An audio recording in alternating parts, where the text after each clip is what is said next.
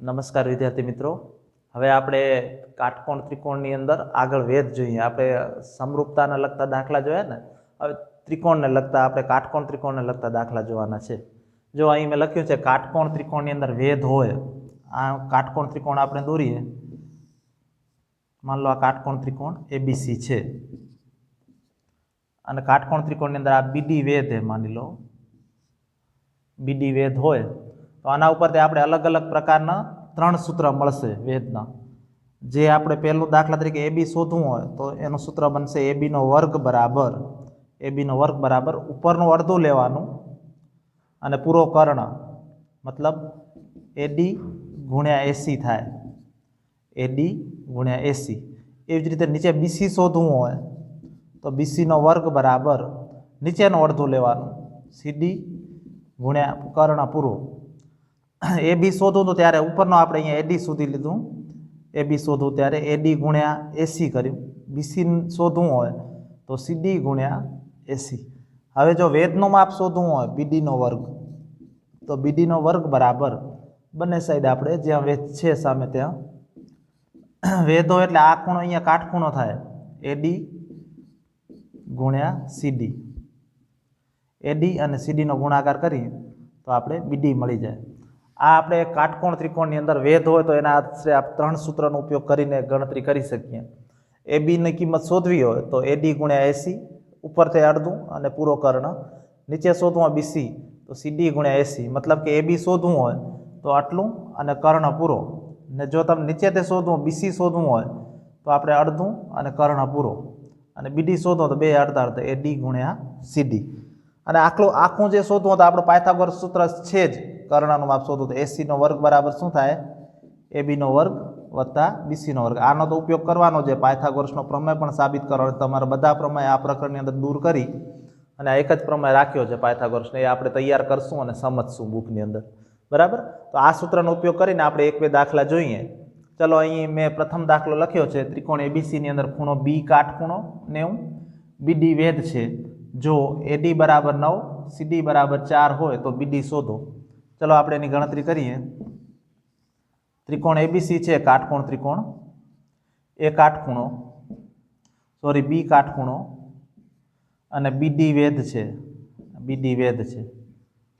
હવે તમને માપ કોનું આપ્યું છે, બીડી વેધ છે. જો એડી બરાબર 9, એડી બરાબર 9 મતલબ કે આટલું માપ એડી બરાબર 9, સીડી બરાબર 4, નીચેનું માપ 4 આપ્યું હોય તો આપણે શોધવાનું શું હોય, બીડી શોધવાનું હોય. તો વિદ્યાર્થી મિત્રો, બીડી શોધવું હોય સૂત્ર શું બનશે, હમણાં જ આપણે અહીં જોયું હતું ને, બીડી શોધવાનું સૂત્ર શું હતું, એડી ગુણ્યા સીડી.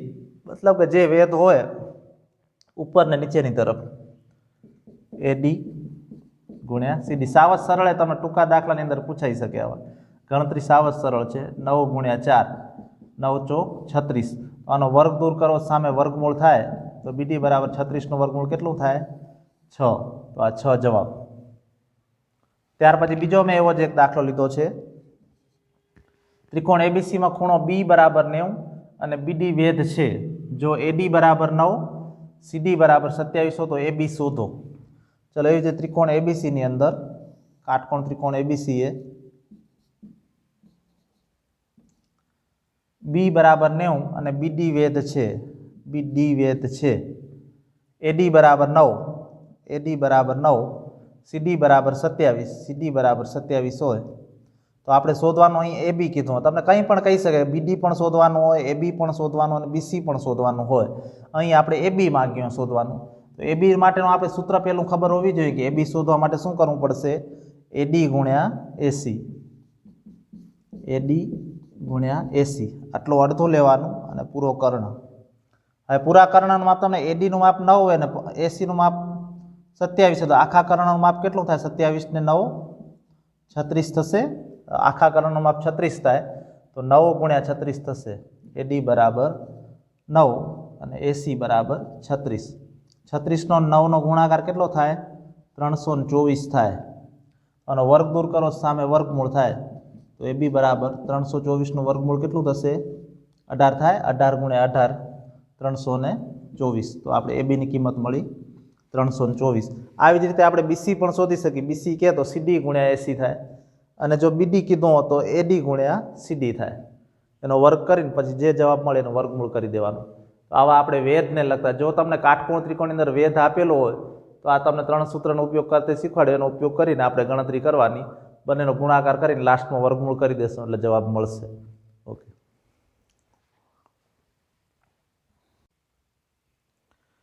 ચલો વિદ્યાર્થી મિત્રો, હવે આપણે ત્રિકોણનો વેધ સમજ્યા પછી ત્રિકોણની મધ્યગા જોઈએ. ત્રિકોણની મધ્યગા સમજશો એટલે ખ્યાલ આવે. ત્રિકોણની મધ્યગા હોય ને ત્યારે આપણે એપોલોનિયસના સૂત્રનો ઉપયોગ થાય. એપોલોનિયસ. આ એપોલોનિયસનું સૂત્ર શું છે એ આપણે સમજીએ. ત્રિકોણની મધ્યગાનો મતલબ શું થાય? આપણે વેધ હતો એ કાટકોણ ત્રિકોણની અંદર વેધ હતો. વેધ એટલે જે પાયા સાથે કાટખૂણો બનાવે ને એને વેધ કહેવાય, પાયા સાથે. અને એ મધ્યગાનો મતલબ શું થાય કે જે ખૂણામાં રેખાખંડ સામેની જે બાજુના બે સરખા ભાગ કરે, આના બે સરખા ભાગ કરે તો આ એની મધ્યગા કહેવાય. માન લો કે આ ત્રિકોણ એબીસી છે અને એની મધ્યગા એએમ છે. ત્રિકોણ એબીસીની મધ્યગા એએમ છે. તો આના ઉપરથી આ જે એએમ એ આ બીએમ ને સીએમ બંનેના બે સરખા ભાગે, બેની કિંમત સરખી હોય. તો આના માટેનું એપોલોનિયસનું સૂત્ર શું હોય? તો આ જે બે બાજુ જે ખૂણાના બે ભાગ થતા હોય, ખૂણાના ભાગ થતા હોય ને એ બે બાજુનો આપણે વર્ગ કરવાનો. મતલબ કે એબીનો વર્ગ વત્તા એસીનો વર્ગ બરાબર 2 મધ્યગાનો વર્ગ કરવાનો. 2 એએમનો વર્ગ વત્તા 2 બીએમ કે સીએમ ગમે તે લઈ શકો, કારણ કે આનું જેટલું માપ હશે એટલું જ માપ આનું હશે. આપણે લખીએ 2 બીએમનો વર્ગ.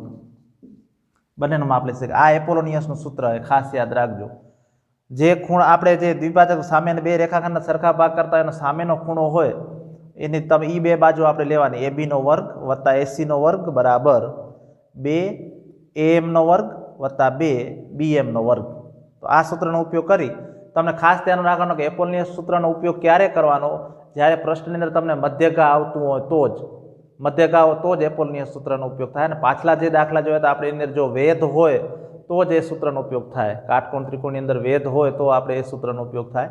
અને મધ્યગા હોય તો અહીં કાટકોણ ત્રિકોણ હોવું જરૂરી નથી. બરાબર. અહીં મેં 2 ઉદાહરણ લીધા, આપણે સમજીએ એટલે તમને ખ્યાલ આવી જશે. પ્રથમ દાખલો, ત્રિકોણ એબીસીની અંદર એડી મધ્યગા છે. જો એબી બરાબર 10, બીસી બરાબર 16, એડી બરાબર વર્ગમૂળમાં 58 હોય તો એસી શોધો. ચલો આપણે જોઈએ પહેલો દાખલો. આ ત્રિકોણ છે એબીસી. એડી મધ્યગા છે. એડી મધ્યગા છે. એબી બરાબર 10, બીસી બરાબર 16. બીસી 16 તો આ મધ્યગા તો બે સરખા ભાગ થઈ જાય. બીસી આખું 16 તો બંને અડધા અડધા કરશો તો કેટલા થશે? 8 થશે. અને એડી બરાબર વર્ગમૂળમાં 58 આપેલા. એડી બરાબર મધ્યગાની લંબાઈ વર્ગમૂળમાં 58 હોય તો આપણે એસી શોધવાનું હોય, આનું માપ શોધવાનું હોય. તો આપણે એપોલોનિયસ સૂત્ર શું બનશે? એબીનો વર્ગ વત્તા એસીનો વર્ગ બરાબર 2 મધ્યગાનો વર્ગ વત્તા 2 બીડીનો વર્ગ. એબીનો વર્ગ 10 નો વર્ગ, એસીનો વર્ગ આપણે શોધવાનો હોય. 2 મધ્યગાની કિંમત વર્ગમૂળમાં 58 આપેલી છે તો વર્ગમૂળમાં 58 નો વર્ગ વત્તા 2 બીડીની કિંમત કેટલી છે? 8. 8 નો વર્ગ. ચલો આપણે સાદું રૂપ આપીએ. 10 નો વર્ગ થાય 100 વત્તા એસીનો વર્ગ બરાબર 2 વર્ગમૂળમાં 58ની કિંમત વર્ગ કરશો તો ખાલી 58 થઈ જશે. 2 અને 8 નો વર્ગ 64. તો 100 વત્તા એસીનો વર્ગ બરાબર આનો બેનો ગુણાકાર 58 તો કેટલા થાય? 116 થશે. 8 દુ 16 ને 5 દુ 10 ને 11, 4 દુ 8 અને 6 દુ 12, 128. તો એસીનો વર્ગ 100 વત્તા એસીનો વર્ગ બરાબર આનો બંનેનો સરવાળો 8 ને 6 14, 2 ને 1 3 ને 1 4, 1 ને 1 2, 244. 100 બીજી સાઈડ લઈ જાઓ તો માઇનસ થઈ જશે. એસીનો વર્ગ બરાબર 244 માઇનસ 100. તો એસીનો વર્ગ બરાબર 244માં 100 જાય તો કેટલા બચશે? 144 બચે. હવે આનો વર્ગ દૂર કરો, સામે વર્ગમૂળ થાય તો એસી બરાબર કેટલા થશે? 144નું વર્ગમૂળ 12. આપણે એસી શોધવો હતો તો એસીની કિંમત મળી 12. વિદ્યાર્થી મિત્રો સમજ્યા ને? આ રીતે આપણે એપોલોનિયસના સૂત્રનો ઉપયોગ થાય. ગણતરી છે, ગણતરી કરવાની છે, વર્ગ છે એટલે આવા દાખલા પૂછાય. પણ તમને એપોલોનિયસ સૂત્રનો પ્રયોગ ક્યારે કરવાનો? જો તમને પ્રશ્નની અંદર મધ્યગા શબ્દ હોય તો. હવે બીજું ઉદાહરણ હતું એ સમજીએ આપણે. એની અંદર ત્રિકોણ PQR આપેલું છે, PM મધ્યગા છે. ત્રિકોણ આપણે PQR દોરીએ. આ ત્રિકોણ PQR PM મધ્યગા છે. હવે PQ ને QR નો વર્ગ આપી દીધો, આનો બંનેના વર્ગની કિંમત સીધી તમને આપી દીધી. PQ અને PR ના વર્ગ બરાબર 148, PM બરાબર 7, મધ્યગાની કિંમત 7, તો QR શોધવાનું હોય. QR આપણે ડાયરેક્ટ નહીં શોધીએ, આપણે QM મળશે, એના આપણે ડબલ કરી દેશું એટલે આપણે QR મળી જાય. તો આપણું સૂત્ર શું બને? PQ નો વર્ગ વત્તા PR નો વર્ગ બરાબર 2 QM નો વર્ગ, 2 QM ને વત્તા 2 PM. આ તમે PM અહીંયા લખો ને QM અહીંયા લખો તો પણ ચાલે, એનાથી ફરક ન પડે. QM ને PM સરવાળો જ કરવાનો છે. PQ નો વર્ગ વત્તા PR નો વર્ગ તમને રકમમાં સીધો આપેલો હોય. PQ વત્તા PR નો વર્ગ બરાબર 148 છે. PQ વત્તા PR નો વર્ગ બરાબર 148.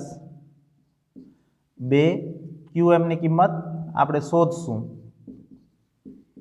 અને 2 PM ની કિંમત 7 આપેલી છે. 7 નો વર્ગ 148 બરાબર 2 QM નો વર્ગ. આની કિંમત આપણે સીધી મળી ગઈ, એના વર્ગની જ કિંમત, એટલે આપણી ગણતરી સરળ થઈ ગઈ. અહીં 7 નો વર્ગ 49 થાય, 7 7 49, 49 નો 2 વડે ગુણશું તો 98. 148 માઇનસ 98 બરાબર 2 QR નો વર્ગ. 148 માંથી 98 બાદ કરશું તો બચશે 50 બરાબર 2 QR નો વર્ગ. 2 ભાગાકારમાં જશે, 50 ભાગ્યા 2 બરાબર QR નો વર્ગ. 50 ભાગ્યા 2 કરશું તો 25 બરાબર QR નો વર્ગ. આનો વર્ગ દૂર કરો, સામે વર્ગમૂળ થાય તો 5 બરાબર QR. QR ની કિંમત કેટલી મળી? 5. અહીં આપણે QR ને QM હતો, સોરી લખવામાં મિસ્ટેક થઈ, અહીંયા QM. આપણે ડાયરેક્ટ QM ની સૂત્રની અંદર QM છે. આપણે આ કિંમત કોની મળી? QM ની મળી. QM. હવે આપણે QR માગ્યો હોય પ્રશ્નની અંદર, તો QM ની કિંમત આપણે 5 મળી, તો આ બાજુ 5 હોય તો આ બાજુ પણ 5 હોય, તો QR કેટલા થશે? QR બરાબર 2 ગુણ્યા QM. QM ના ડબલ 2 ગુણ્યા 5, 5 દુ 10. આ રીતે આપણે QR ની કિંમત 10 મળશે. તો વિદ્યાર્થી મિત્રો સમજ્યા ને? એપોલોનિયસનું સૂત્ર મધ્યગા હોય ત્યારે આપણે ખૂણાના બે ભાગ સાથે ઉપરની બંને બાજુના વર્ગનો સરવાળો બરાબર 2 ગુણ્યા અડધી બાજુ સામેની QM નો વર્ગ વત્તા 2 ગુણ્યા મધ્યગાનો વર્ગ. આ રીતે ઉપયોગ કરી આપણે અલગ અલગ દાખલા જોશું.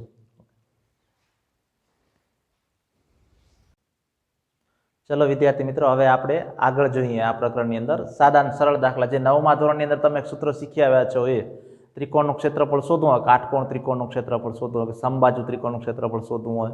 આપણે 9મા ધોરણની અંદર શીખ્યા હતા કાટકોણ ત્રિકોણ, સમબાજુ, હેરોના રીતે આપણે પણ આ શીખ્યા હતા. તો ચલો અહીં મેં પ્રથમ દાખલો લીધો છે. ત્રિકોણ ABC ની અંદર ખૂણો B બરાબર 90 હોય. B બરાબર 90 હોય એટલે મતલબ કે ત્રિકોણ ABC ની અંદર ખૂણો B કાટખૂણો છે. AB બરાબર 6, AB બરાબર 6, AC બરાબર 10 હોય તો ત્રિકોણ ABC નું ક્ષેત્રફળ શોધો તથા પરિમિતિ શોધવાનું કીધું છે. ABC નું ક્ષેત્રફળ ને પરિમિતિ. પરિમિતિ એટલે ત્રણેય બાજુના માપનો સરવાળો થાય. તો આપણે પહેલે ત્રીજી બાજુનું માપ નથી આપેલું કાટકોણ ત્રિકોણે, તો આપણે પાયથાગોરસ સૂત્રનો ઉપયોગ કરીને શોધી એટલે પરિમિતિ મળી જાય, પછી આપણે ક્ષેત્રફળ શોધી લઈએ. તો પાયથાગોરસનું સૂત્ર શું બનશે? અહીં AC નો વર્ગ બરાબર AB નો વર્ગ વત્તા BC નો વર્ગ. આ કાટખૂણો સામે કર્ણ થાય, કર્ણનો વર્ગ બરાબર 2 બાજુના વર્ગોનો સરવાળો. તો અહીં AC ની કિંમત આપેલી છે 10 નો વર્ગ, AB ની કિંમત 6 નો વર્ગ, BC ની કિંમત આપણે શોધવાની. 10 નો વર્ગ થશે 100, આ 6 નો વર્ગ 36 થાય, બરાબરની આ સાઈડ લેશું એટલે -36 બરાબર BC નો વર્ગ. 100 માં 36 જશે તો 64 બરાબર BC નો વર્ગ. તો BC બરાબર 64 નો વર્ગમૂળ કેટલું થાય? 8. તો ત્રીજી બાજુની કિંમત કેટલી મળી? 8. હવે આપણે પ્રથમ પરિમિતિ શોધી લઈએ. તો પરિમિતિ એટલે શું થાય? ત્રણેય બાજુના માપનો સરવાળો AB વત્તા BC વત્તા AC. ત્રણેય બાજુનું માપ આપણે મળી ગયા છે 6 + 8 + 10 તો 8 ને 6 14 14 ને 10 24 પરિમિતિ કેટલી મળી આપણે 24 મળી બરાબર પરિમિતિ 24 હવે ત્રિકોણનું ક્ષેત્રફળ શોધવાનું છે કાટકોણ ત્રિકોણનું ક્ષેત્રફળ શોધવાનું સૂત્ર શું હતું યાદ છે કાટકોણ ત્રિકોણ હોય તો ત્રિકોણ એબીસી નું ક્ષેત્રફળ બરાબર 1/2 ગુણ્યા પાયો ગુણ્યા વેધ થાય આ કાટકોણ હોય તો પાયો અને વેધ એબી થાય અને પાયો શું થાય બીસી 1/2 ગુણ્યા એબી ગુણ્યા બીસી કાટખૂણો બનાવતી બે બાજુનો ગુણાકાર ગુણ્યા 1/2 થાય તો અહીં 6 ને 8 માપ છે 6 ગુણ્યા 8 3 8 તેરી 24 તો એનું ક્ષેત્રફળ પણ કેટલું મળ્યું 24 ચોરસ એકમ મળ્યું એકમ તમને આપેલો નથી સેન્ટીમીટર મીટર હતો મીટર નહીં તો એકમ લખી દેવાનું આપણે ત્રિકોણ એબીસીનું ક્ષેત્રફળ મળી ગયું અને પરિમિતિ મળી ગઈ એવી જ રીતે મેં બીજો દાખલો લીધો છે ને સમબાજુ ત્રિકોણનો લીધો છે સમબાજુ ત્રિકોણ એટલે શું થાય કે જેની ત્રણેય બાજુ સરખી હોય અને સમબાજુ કહેવાય 9મા ધોરણની અંદર આપણે શીખી ગયા છીએ એમના વિશે પણ અહીંયા સમબાજુ ત્રિકોણ એબીસી છે એમની પરિમિતિ આપેલી છે 24 તો દરેક બાજુનું માપ કેટલું થાય પરિમિતિ 24 હોય તો દરેક બાજુનું માપ સરખા હોય ત્રણ બાજુ હોય તો દરેક બાજુનું માપ કેટલું થાય 8 થાય દરેક બાજુનું માપ 8 થાય હવે અહીં તમને એની વેધની લંબાઈ અને ક્ષેત્રફળ શોધવાનું વેધ એટલે આપણે અહીં દોર લઈ વેધ આપેલો નથી આ વેધ વેધની અને એનું ક્ષેત્રફળ શોધવાનું હોય તો આપણે વેધની લંબાઈ શોધવી હોય તો એના માટેનું ટૂંકું સૂત્ર તમને 9મા ધોરણની અંદર પણ મેં કીધું તો ફરીથી આપણે લઈએ અહીંયા વર્ગમૂળ 3/2 ગુણ્યા a થાય વર્ગમૂળ 3/2 ગુણ્યા a થાય તો વર્ગમૂળ 3/2 a એટલે બાજુનું માપ દરેક બાજુનું માપ કેટલું છે અહીં 8 તો આ ઉડાડશું 4 દુ 8 તો વેધની લંબાઈ કેટલી થશે 4 વર્ગમૂળમાં 3 થાય વેધની લંબાઈ હવે આપણે એનું ક્ષેત્રફળ શોધીએ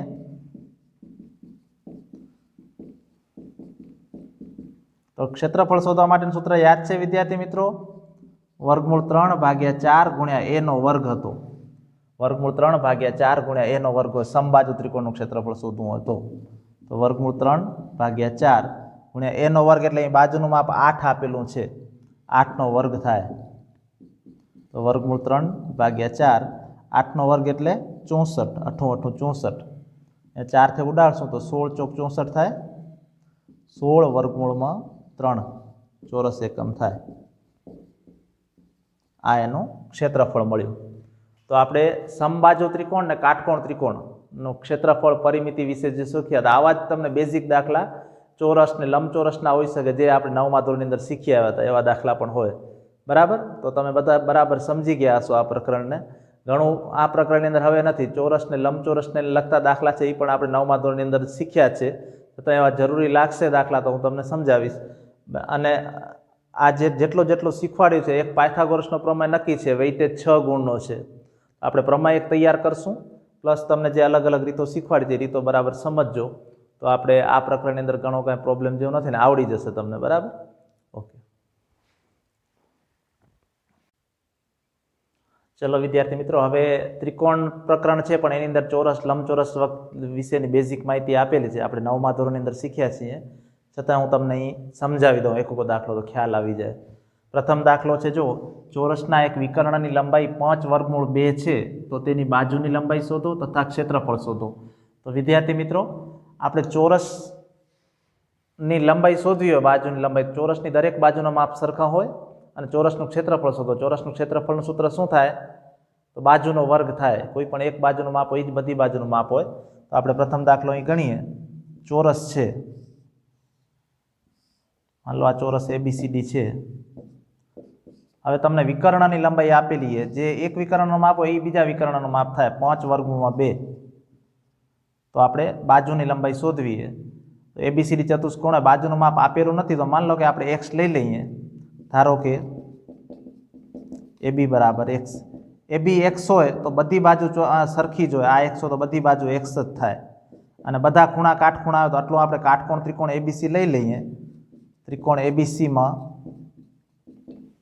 ખૂણો B કાટખૂણો થશે ને ખૂણો B બરાબર 90 થાય તો કર્ણ શું થશે AC નો વર્ગ AC નો વર્ગ બરાબર AB નો વર્ગ वत्ता बीसीनो वर्ग थाय पायथागोरस सूत्र। आ काटखूणो छे सामेनो कर्ण।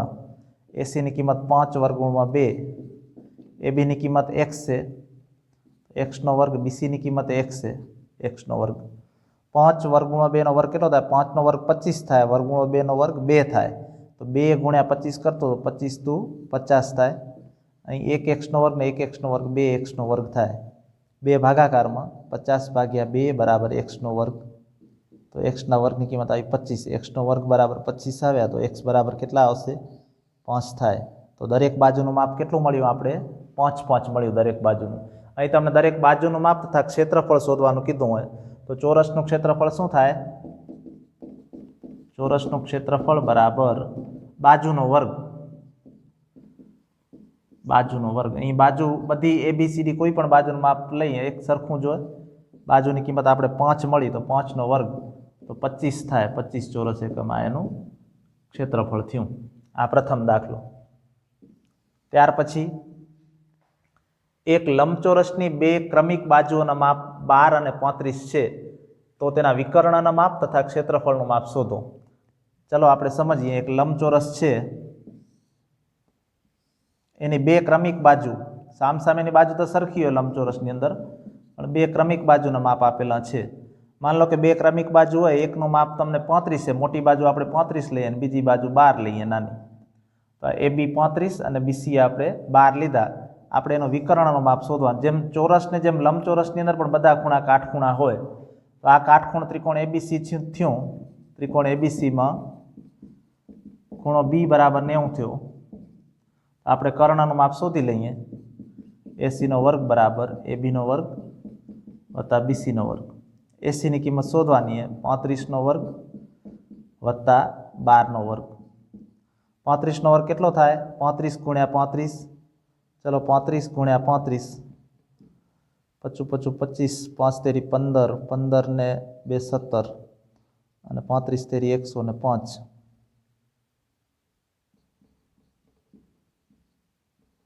1225 થશે વત્તા 12નો વર્ગ થશે 144 અને બંનેનો આપણે સરવાળો કરી 5 ને 4 9, 4 ને 2 6, 12 ને 1 13, 1369। હવે 1369નો આપણે વર્ગમૂળ કરશું તો 37 થશે બરાબર। તો એસી બરાબર 37। 37 ગુણ્યા 37 કરશો તો આટલા મળશે। આપણે એસીની કિંમત મળી 37, મતલબ વિકર્ણનું માપ 37 મળ્યું। હવે તમને એનું ક્ષેત્રફળ શોધવાનું કીધું હોય તો એબીસીડીનું ક્ષેત્રફળ લંબચોરસનું લંબાઈ ગુણ્યા પહોળાઈ થાય, मतलब કે 2 બાજુનો ગુણાકાર લંબાઈ ગુણ્યા પહોળાઈ એટલે એબી ગુણ્યા બીસી બાજુ બાજુની 2 બાજુનું 35 ગુણ્યા 12। 35નો અને 12નો ગુણાકાર કરવાનો। 12 55 60, 0, 12 તેરી 36, 36 ને 6 42, 420 ચોરસ એકમ થાય। આ એનું ક્ષેત્રફળ થયું। તો સાવ સરળ છે ને। લંબચોરસના ગુણધર્મો તો આપણે શીખ્યા છે ઓલરેડી, આપણે શોધવાનું। જેમ ચોરસનું ક્ષેત્રફળ તો બાજુનો વર્ગ થાય, લંબચોરસનું ક્ષેત્રફળ તો લંબાઈ ગુણ્યા પહોળાઈ થાય। બાકી બંનેની અંદર બંને ખૂણા કાટખૂણા હોય, એક વિકર્ણ હોય તો આપણે કાટકોણ ત્રિકોણ બની જાય અંદર। એવી જ રીતે મેં ત્રીજો દાખલો લીધો છે સમબાજુ ચતુષ્કોણનો। સમબાજુ ચતુષ્કોણના વિકર્ણોની લંબાઈ તમને 24, 10 ને 24 આપેલી છે। આ સમબાજુ मतलब કે જેની ચારે બાજુ સરખી હોય, સામસામેના ખૂણા સરખા હોય। ચોરસની અંદર શું હોય? ચારે બાજુ સરખી હોય ને બધા ખૂણા સરખા હોય, કાટખૂણા હોય। અહીં સામસામેના ખૂણા સરખા હોય। વિકર્ણોની લંબાઈ 10 ને 24 છે। એક વિકર્ણનો માપ 10 છે, બીજા વિકર્ણનો માપ 24 છે। હવે જ્યારે સમબાજુ ચતુષ્કોણ હોય ને એમાં વિકર્ણો અહીંયા દુભાગે ત્યાં કાટખૂણો બને અને 2 સરખા ભાગ થઈ જાય તો આ 10 છે તો 5 5 થઈ જશે અને આ 12 12 થઈ જાય। તો તમે ખાલી આટલું લઈ લો। માન લો અહીંયા એમ બિંદુમાં છેદે બંને વિકર્ણો।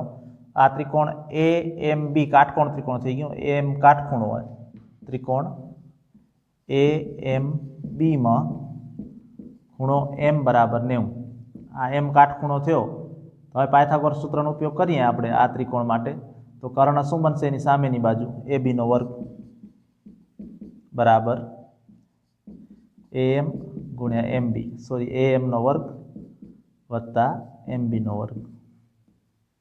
ए बी ની કિંમત શોધવાની આપણે એ એમની કિંમત 5 થશે, અડધી લેવાની.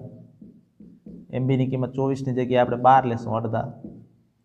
5નો વર્ગ 25, 12નો વર્ગ 144, 169 થશે. તો એ બી બરાબર 169નું વર્ગમૂળ 13 થાય. તો એ બીની કિંમત આપણે 13 મળી.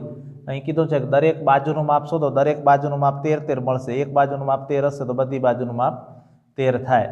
અને પરિમિતિ શોધો. તો પરિમિતિ એટલે શું થાય? સમબાજુ ચતુષ્કોણની પરિમિતિ એટલે ચારે બાજુનું માપ સરખા હોય તો 4 ગુણ્યા એ બી, બધી બાજુનું માપ સરખા હોય તો 4 ગુણ્યા 13, 13 ચોક 52. તો 13 ચોક 52 એની પરિમિતિ થશે. બરાબર વિદ્યાર્થી મિત્રો, આ રીતના આપણે ટૂંકા પ્રશ્ન તમને ખાલી જગ્યામાં પૂછાઈ શકે. આ પ્રકરણની અંદર આપણે ઘણી બધી અલગ અલગ રીતો જોઈ. સમરૂપતાની શરૂઆતની અંદર આપણે સમરૂપતા વિશે જોયું હતું ત્રિકોણની, પછી ખૂણાનો દ્વિભાજક જોયો હતો, ત્યાર પછી જે આ ચોરસ લંબચોરસ એના વિશે જોયું, વેધ વિશે જોયું, મધ્યગા વિશે જોયું, એપોલોનિયસનું સૂત્ર અને પાયથાગોરસનો પ્રમેય શીખ્યા. આટલું આ પ્રકરણની અંદર તૈયારી કરવાની છે આપણે. બરાબર, ઓકે.